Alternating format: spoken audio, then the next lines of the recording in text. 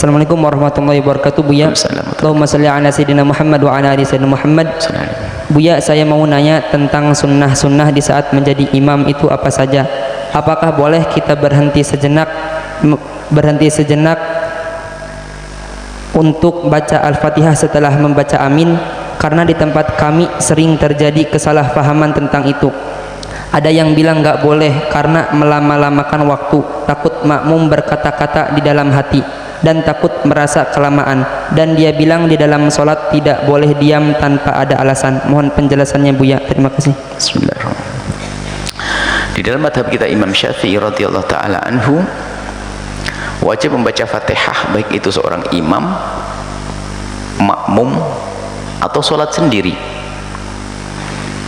Khususnya sholat sendiri dan imam wajib sempurna Fatihahnya. Adapun bagi makmum, asalkan dia sempat berdiri dengan imam dalam tempo yang cukup untuk membaca surat Al-Fatihah, maka dia wajib membaca surat Al-Fatihah. Tapi jika dia berdirinya tidak sempat membaca Fatihah, imam keburu rukuk, tidak wajib baginya membaca surat Al-Fatihah. Contoh, imam sudah membaca surat Qul Huwallahu Ahad, mau rukuk kan? Tentunya kita baru masuk ke jamaah, Allahu Akbar, baru akbar, imam rukuk, ikut rukuk, Anda tidak wajib membaca surat Al-Fatihah. Karena apa? Anda tidak punya waktu yang cukup untuk membaca surat Al-Fatihah. Baik, tapi rata-rata makmum kan ikut dari awal. Berarti selagi Anda ikut awal dari jamaah, dari imam, bersama imam, maka Anda wajib membaca surat Al-Fatihah. Kemudian kapan yang tepat membaca surat Al-Fatihah? Bukan di saat imam membaca Fatihah. Sebab sebagian ulama mengatakan bareng atau mendahului imam dalam Fatihah makruh. Jadi yang paling tepat adalah Anda membaca surat Al-Fatihah setelah imam. Setelah imam membaca surat. Baik, setelah imam baca surat, kamu dianjurkan mendengar. Loh, kapan saya membaca Fatihah? Maka para ulama menjelaskan, imam dalam mazhab Syafi'i beda dengan Hanafi, maka disunnahkan bagi seorang imam setelah waladhdallin amin beri kesempatan sejenak makmum agar bisa membaca surat Al-Fatihah.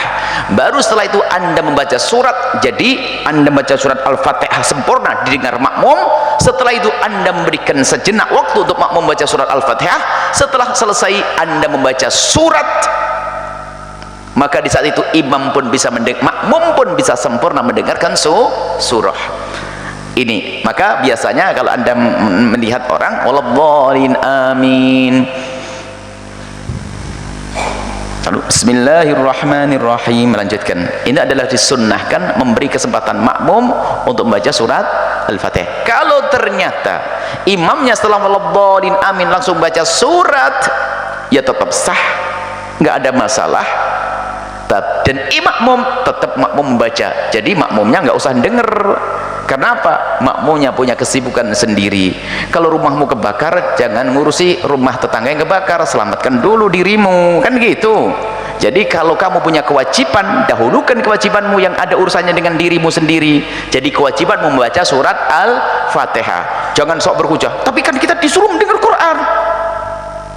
Terus ya, mendengar Quran kan diperintahkan, tapi urusanmu kan dengan orang lain. Tapi ada urusan dengan dirimu sendiri, yaitu membaca surat Al-Fatihah. Maka bacalah Fatihah biarpun imam membaca surat. Jadi betul dalam mazhab kita Imam Syafi'i disunnahkan setelah waladhdallin amin imam memberi kesempatan sejenak bagi makmum, saktah, diam sesaat, diam sejenak. Kemudian masalah, tapi di dalam mazhab Imam Abu Hanifah tidak boleh. Jadi waladhdallin amin langsung. Di situ masalah perbedaan kewajiban baca Fatihah, ada masalahnya di belakangnya. Bagi mereka enggak Fatihah pun enggak ada masalah, tetap sah. Ini kan perbedaan. Makanya karena perbedaan hukum, caranya pun juga berbeda. Kalau Anda mazhab Syafi'i seperti tadi, betul itu kesunahan, wallahu a'lam bissawab. Dalam sholat berjamaah, apakah kita sebagai makmum tetap membaca Al-Fatihah dan surat pendek atau menyimak imam saja? Untuk Al-Fatihah itu disarankan untuk dibaca sepanjang Anda bisa mengikutinya, karena bagian dari rukun sholat.